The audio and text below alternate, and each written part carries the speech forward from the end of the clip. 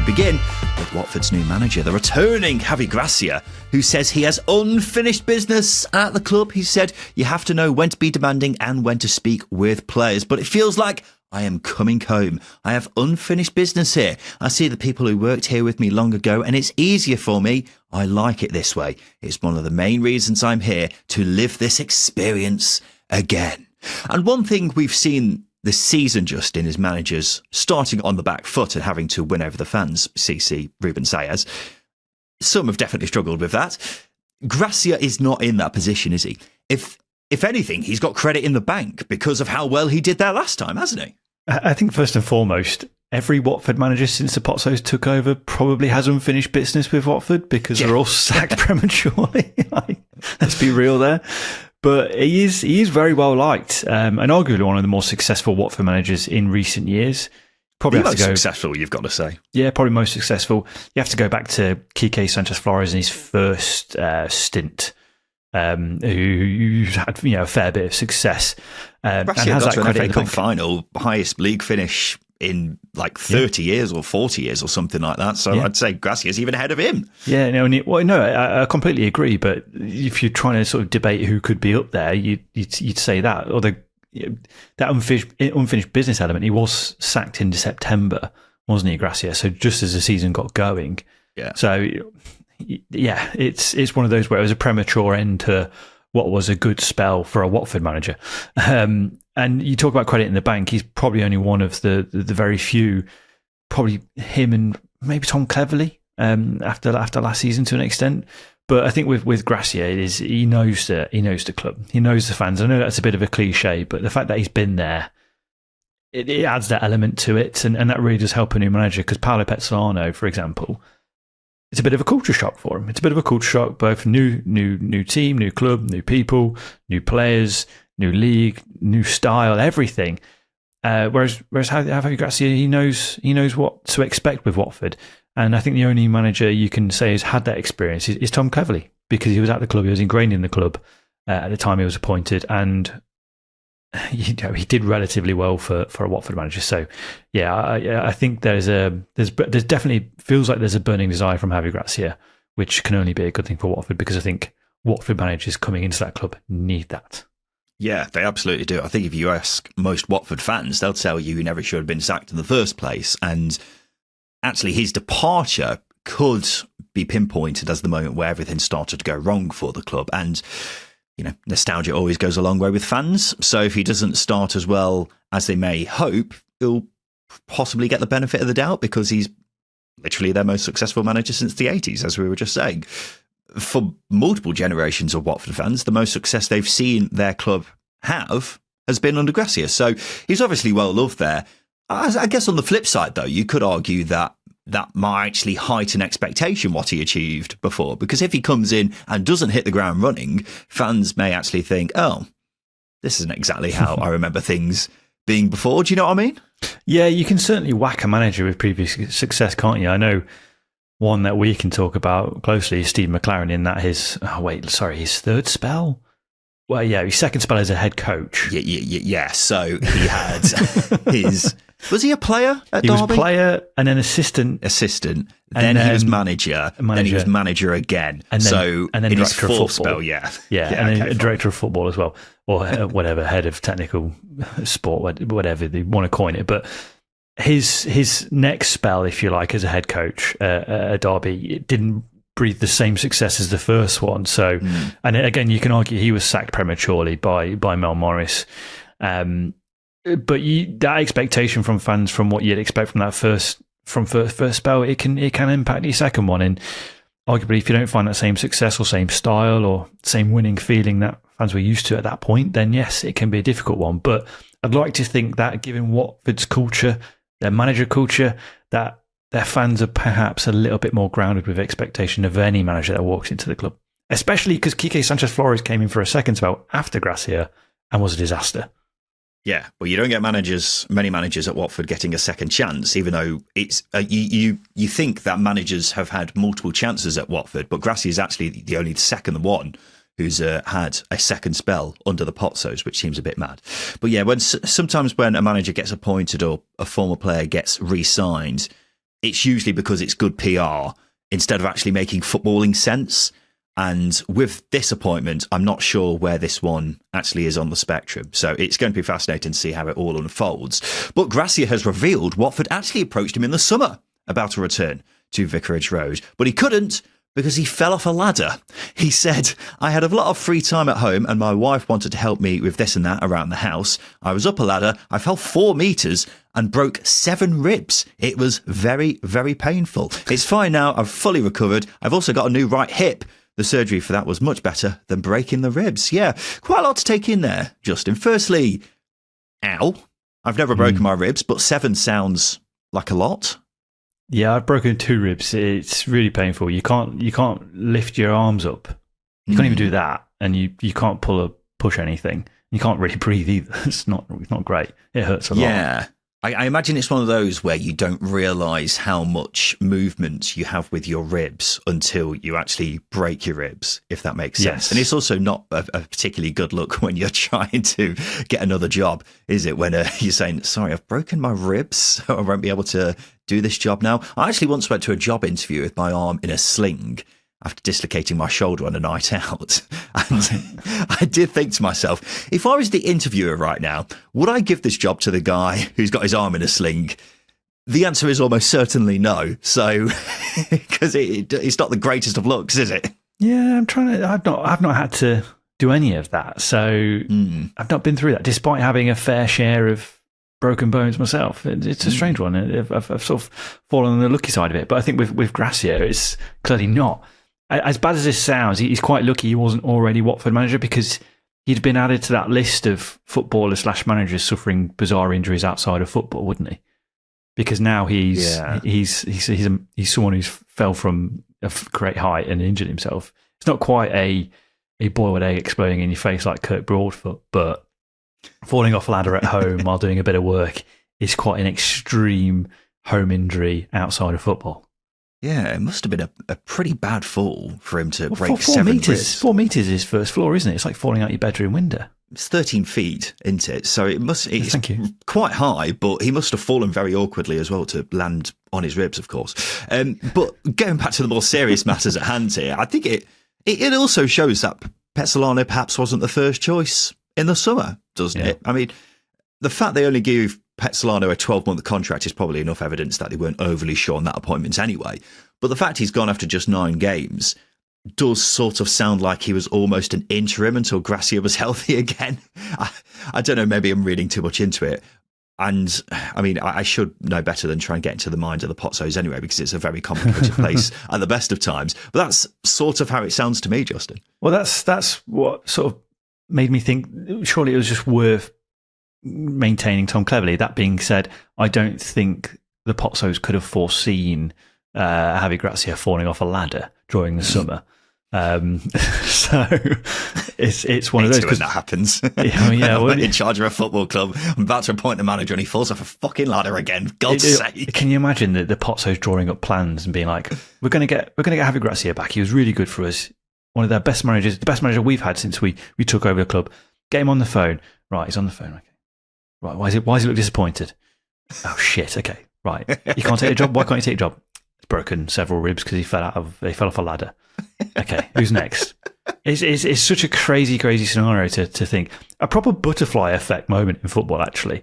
The fact that Javi Gracia breaking several ribs meant that Paolo Petzolano was in charge for 9 games. There's an alternate universe somewhere where Petzolano's won Manager of the Month in August and September and is flying, and Javi Gracia's still doing work around his house. Yeah. And Robert Lewandowski's at Blackburn Rovers and all the other same timeline. On that timeline somewhere. That's how it's all worked out. But yeah, Gracia, of course, back at Watford. It's going to be interesting to see how he gets on, Justin. One person not returning to Watford for now is Emmanuel Dennis. The Nigerian international has been training with the club with a view to signing for the 3rd time, but the Watford Observer says the Hornets are content with their attacking options for now. The 27-year-old is a free agent after leaving Nottingham Forest in the summer, where he had moved to from Watford for £10 million just 3 years ago. £10 million 3 years ago. It's amazing how much his career's gone off track, hasn't it? It is. I put a post out saying that Forest spoilt his progression, and I stand by it because that move was a complete destabiliser for his development, because I'd argue he was better than Ismail Assar in that 21-22 season where he scored 10 goals in 30-odd games for Watford. As I say, he scored more and he was way more effective. I think Farr only scored 5 goals that season. But we've seen, especially in the last 2 years, Sarr find his feet and he's gone up a level with Crystal Palace. And they're both the same age. So in that sense, Dennis has had such a strange career where I think as viewers of football, as fans of football, we've been robbed of seeing, I think, a very gifted player really flourish like Ismail Assar has because of a bad move. And that, we can say it's a bad move because it's not worked out for him, but also the Forest recruitment strategy over the past few years before the sensibility of the last year or so was sign whoever you can, let's see what we can do with them. And it's not worked out for him. Yeah, well, he's one of the prime victims of that Forest spending spree in the summer of 2022, hasn't he? Which has seriously damaged so many careers, not just Dennis, Lewis O'Brien, Omar Richards is another one who's very easy to forget about. Josh Bowler is another one I would say as well. Panzo. Yeah, just some of the many players who come to mind in that regard. But I think there's probably plenty more as well. And yeah, Dennis probably hasn't helped himself since then either, because he's had chances on loan, but that move has undoubtedly derailed his career. And yeah, you're absolutely right. It's easy to forget just how good he was, because that attacking trio of Dennis, Ismail Assar, João Pedro as well. Yeah. It was frighteningly good. And when Watford got relegated, Dennis was the only one who moved back to the Prem. And you only have to look at how João Pedro and Ismail Assar are doing now. They're two of the best attackers in the Premier League right now, aren't they? Emmanuel Dennis is 27 and can't get a contract at a Championship club. It's a real shame, isn't it? Just in 5 and 10, name 5 former Watford strikers. Odion Ighalo, Troy Deeney, Mate Vidra, Fernando Forestieri, and Nathan Ellington. You cut that bloody fine. My word. Oh. That was intense. You love leaving it to the last minute, and that was a perfect example of you leaving that to the last minute, because I did not think you were going to get that one at the end, Justin. Thank God for Nathan Ellington. Yeah, I spent the core, the real sort of good players, if you like, from sort of 2014 onwards, but completely forgot who played for Watford between 2010 and 2013, for goodness sake. Do you know what I mean? Yeah, I was just double-checking. Nathan Ellington did play for Watford, because I was pretty sure he had, but when we last did 5 and 10, last Thursday, you gave 2 absolute bollock answers when it came to former Norwich managers, which I didn't pick up on at the time. Then producer Tom said afterwards, Justin got them completely wrong. Yeah. I'm glad we've managed to get that sorted this week anyway. Justin, before we get on some more Championship news from across the past few days, may I take this opportunity to point everyone in the direction of the latest video on the second tier YouTube channel. I've been ranking the main striker at every club in the Championship, and it was quite hard actually. I had to be pretty brutal at times, but I was happy with the final results. What did you make of my rankings, Justin? Was there one who you strongly disagreed with there? Yeah, it made me think you're a complete ranker on some of them, to be honest with you. I was that plenty of times before. There was some that raised my eyebrows. I think the 2 mainly was I thought you were tad harsh on Charlie Kelman. Really? I do. Oh, okay. Yeah, I do. I know he's not quite sort of scored 5 or 6 goals yet, but it's a new league and he has contributed nicely, and Charlton fans have taken to him as well. Ollie McBurney as well. I took issue with Ollie McBurney. I really did. Put him right down the middle. Well, do you think he should have been higher or lower? I think he should have been higher. Okay, fair enough. Yeah, I think his Championship record actually speaks for itself, because even preceding Sheffield United days, he was very good at Swansea in the Championship. So, and even a little bit at Barnsley on loan. So, yeah, I think some more credit should have gone his way. I think I did say in the video that I was considering putting him in top end Championship strikers, but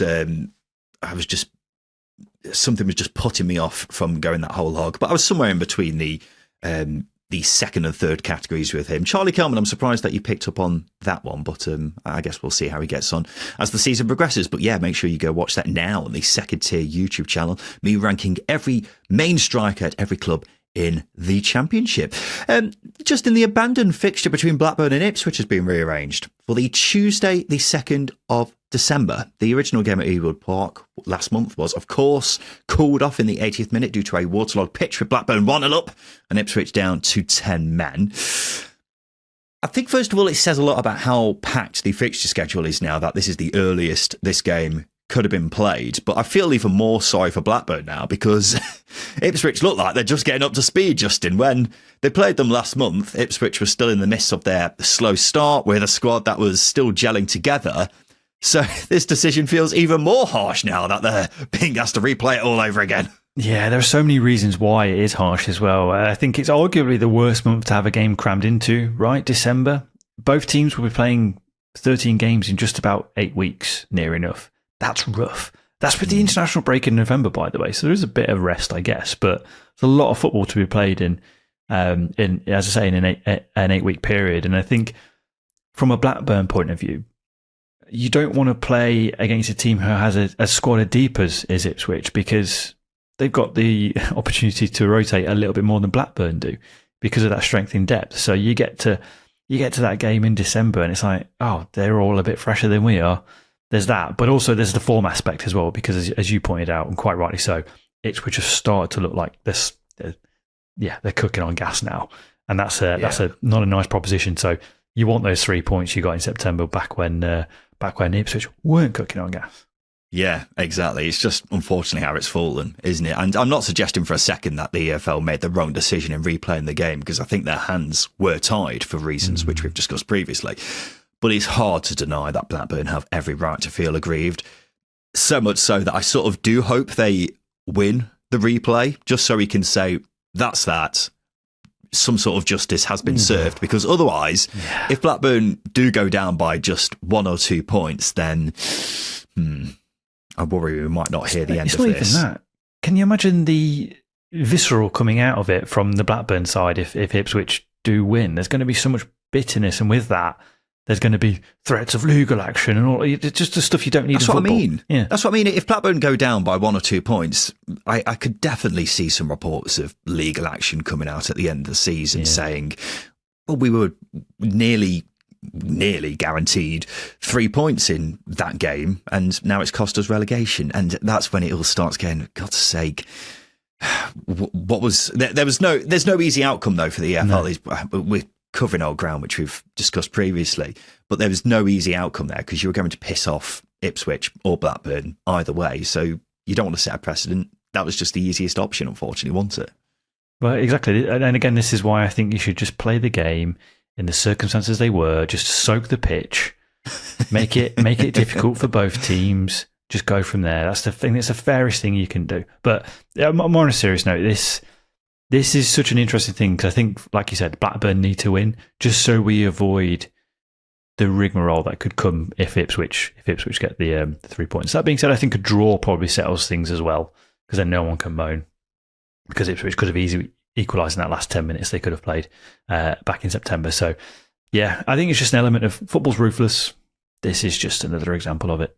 Yeah, you're absolutely right. Speaking of Ipswich, did see Kieran McKenna has won the September Manager of the Month award for the Championship. It's caused a fair bit of outrage online, and I will admit it was a bit of an eyebrow raiser for me, Justin. I think you have to remember that in September, he would have had a loss on his record. Yeah, if it wasn't for that Blackburn game. Exactly. So it's one of them where I go, oh, yeah, okay, fair enough.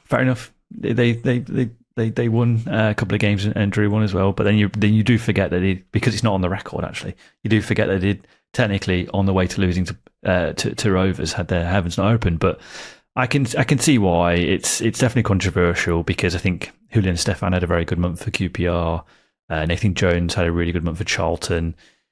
Maybe it's a bit piss takey and perhaps rubbing their nose in the fans of Blackburn a little bit, but obviously none of it's intentional. Yeah, Ipswich did win the joint most points per game in September, it should be said. But QPR also won 7 points from 3 games. So, I mean, that is also ignoring the fact that Ipswich were minutes away from losing away at Blackburn as well. So, the thing I would say is I would be surprised if it's the only time this season that Ipswich win the most points per game in a month. So, surely with that being said, you give it to QPR because they also haven't spent millions upon millions on their squad. At the same time, it's a monthly award. Do I care that much? Not really, but it was funny looking at the the reaction online from various fans. Just one thing to add.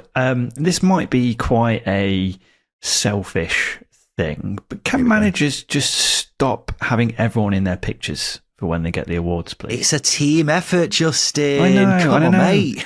And I know I said that thing about Sheffield Wednesday, that if the support staff aren't there cutting the grass and making the food, then the whole club crumbles. But it's just, we get it. Give them the award. Give them your bonus. Ultimately, it doesn't say, do you get a bonus for it? I'm not sure you do. But ultimately, it says Kieran McKenna on the Manager of the Month award, doesn't it? It doesn't say Ipswich Town. So it's if you want to make it about everyone else, then you shouldn't have your own name on the Manager of season comes along, gladly accept it in a suit and tie, don't they? Yeah. Where's the support staff there? Disgusting. Despicable, every single one of these bloody managers. Justin, you were just mentioning Sheffield Wednesday there. Staff at Wednesday have finally been given their full wages for September, 2 weeks on from when they were meant to be paid. The Sheffield Star believes the money has come from the EFL and its basic award payments in the middle of the month. So, unfortunately, Justin, Chansiri hasn't turned around and decided he's now going to do his job and actually fund the club. So, this problem is, once again, being kicked down the road until the next payday in a couple of weeks' time, isn't it? What do you mean Chansiri's not been able to sell his gold yet? Sheffield Wednesday, as we know, they're just one big can being kicked down the road themselves, aren't they? That's it. There isn't any resolve until the regulator can step in, or Chansiri pulls money or gold out of his arse, or he sells the club on the right terms, I should say. It's frustrating that we're in this position. It's frustrating that we have to keep talking about it, but we are going to keep talking about it because it's important for listeners to know that this is the situation, because we say all the time, this can happen to your club, my club, everybody else's club. It just takes one bad owner to do that, or some bad decision making, as we've seen with Chansiri. So, yeah, as I say, until that regulator comes in, or money comes from nowhere, like it has done, we're not going to see a resolution. Yeah, I think this is also a good reminder of why Sheffield Wednesday fans and away fans visiting Hillsborough, for that matter, should avoid buying food and drink at the ground, because it's pretty clear at this stage that the wage is only being paid for with money that's being brought into the club. If no money's coming in, then that keeps the pressure on Chansiri to sell. Now, of course, we want the staff at Wednesday to get paid, but as long as Chansiri's there, this problem is only going to keep happening and happening. So the best outcome for them is him selling up. And the best way to make that happen is by keeping the pressure on him. Not helping to pay the wages does that, hence why fans should avoid buying things from the club for the foreseeable future. And I know that's something that the supporters group have been constantly going on about. So hopefully that continues and we start to get some movement on the selling the club front, but unfortunately, that doesn't look like it's going to happen anytime soon. Meanwhile, the new independent football regulator has published plans for a licensing regime. For the first time, all 116 clubs from across the top 5 divisions of the men's game in England will be required to hold a licence to compete in the season after next. Being granted one will depend on submitting financial plans, meeting corporate governance standards, and consulting directly with fans on key matters. Under its proposals, the regulator would have the power to cap club spending and require them to reduce their debt. So it sounds like the regulator is really getting tough with bad owners like ones we were just talking about then, because this all sounds very good to me, Justin. I think it's certainly a positive, and it's quite interesting now this regulator's coming in. We're going to need to, as podcasters, really need to scrub up on our football admin, if you like. Oh, God. So there's a fair bit of homework that we're going to need to do, because there's a lot of words that have been thrown in by the incoming regulator. But it's a positive. It's a positive because what they're doing is they're holding football clubs to account. It'll be interesting to see what impact this has on the likes of PSR, everything that's been put in place by footballing bodies so far to really sort of try and regulate finances, because from what I've read so far with the BBC is that they want to come in and stress test finances and make sure clubs are being responsible in how they spend. And as I say, where does that impact other things that are already in place? Hopefully it leads to a little bit of reform to give clubs a little bit more leeway. But as I say, this will be interesting to see how it's taken by the football owners that ultimately currently have the power. Yeah, I think consulting directly with fans on key matters is a big one there because not enough clubs do that. Well, Sheffield Wednesday are the obvious example, even though they did have plenty of fan forums, but it usually just led to Chansiri trying to settle grudges and shouting at everyone. True.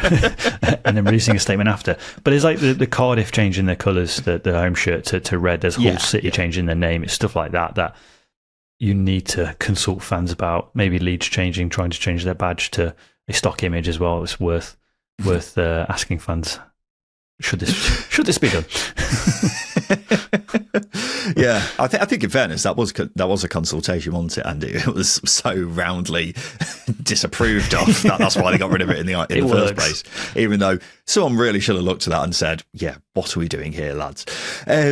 Well, speaking of Sheffield Wednesday, a former Sheffield Wednesday hero is training with the club. It's the man whose name you have to say extremely carefully. It's Jack Hunt. He had actually been training with them in August as well, but after a brief time away, he's back with the club and even played for the club's under-21s at the weekend. And we've mentioned before how Wednesday's senior side have been having to draft in players from the under-21s, and that's had a knock-on effect with the youth teams in terms of the number of players available for them.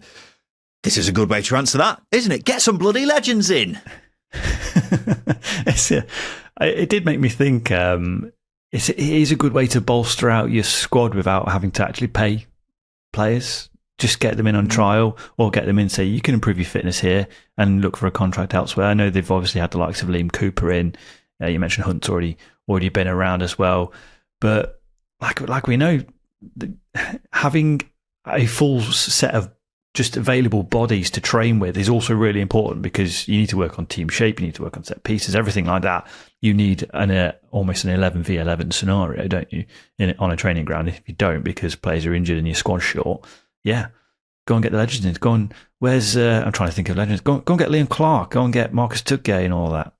Bloody hell, you're going back far there, aren't you? I'm not sure old Tudgay's knocking about anymore, but I might be wrong on that front. But yeah, maybe.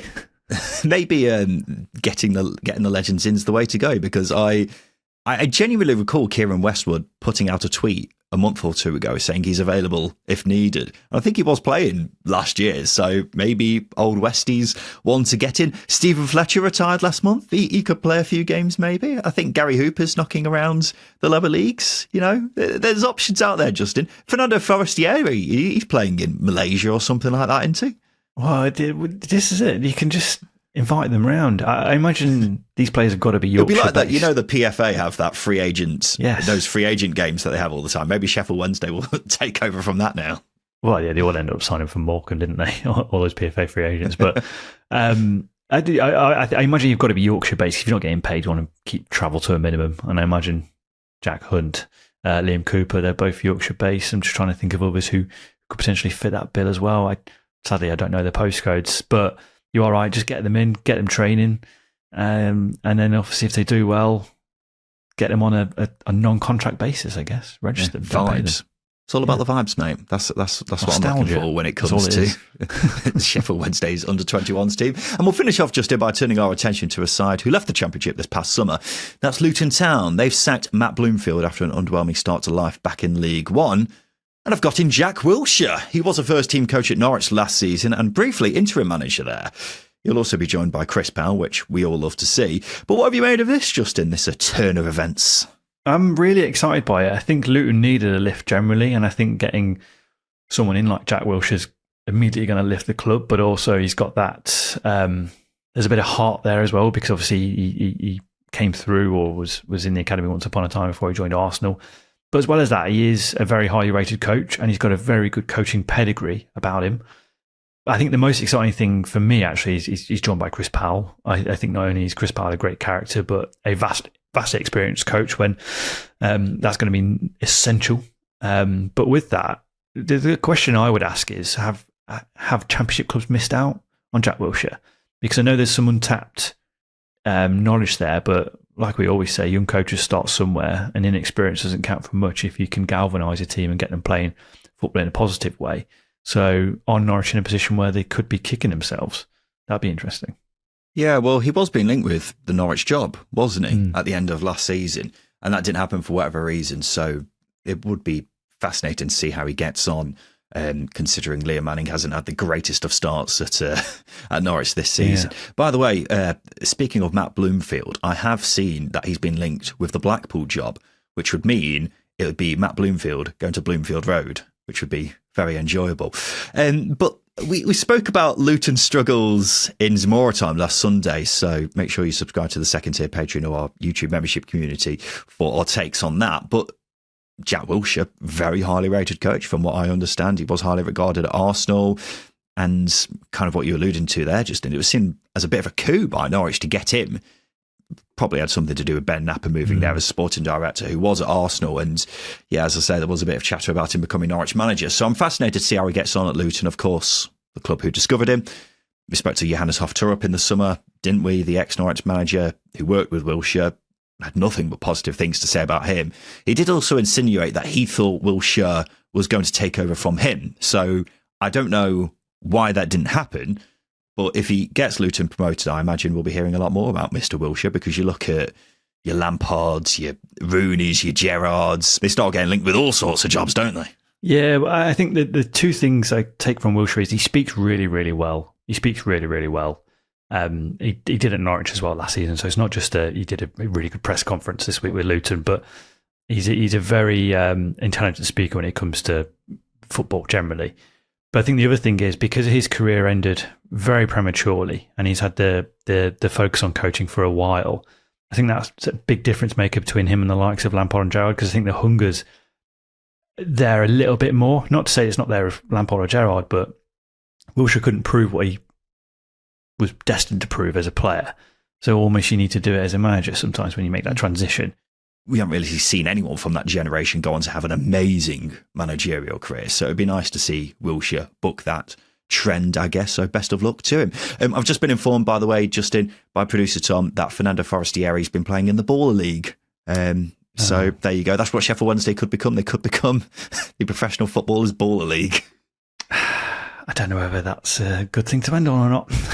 Well, that's how we're going to end the show, because this has been the Second Tier Podcast, ladies and gentlemen. We'll be back again tomorrow, where we'll be looking ahead to the weekend's action from across the Championship. So we look forward to seeing you then for that, because this has been the Second Tier Podcast. I've been Ryan Dilks. I've been Justin Peach. And a big thank you for listening.